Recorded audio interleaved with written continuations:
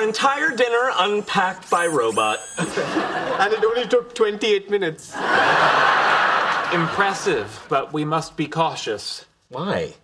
Today, it's a Chinese food retrieval robot. Tomorrow, it travels back in time and tries to kill Sarah Connor. I don't think that's gonna happen, Sheldon. No one ever does. That's why it happens. Excuse me. Oh, Amy's at the dry cleaners, and she's made a very amusing pun.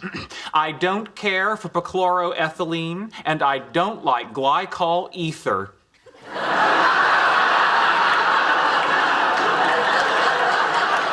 Get it? She doesn't like glycol ether. Sounds like either.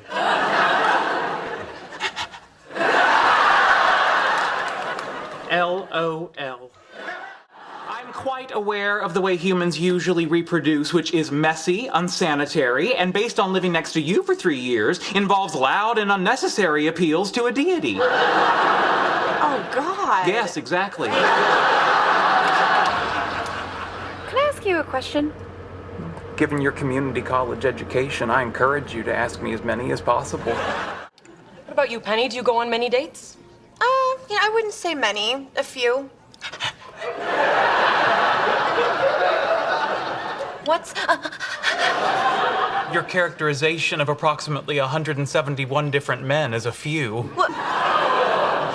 Where did you get 171 men? Simple extrapolation.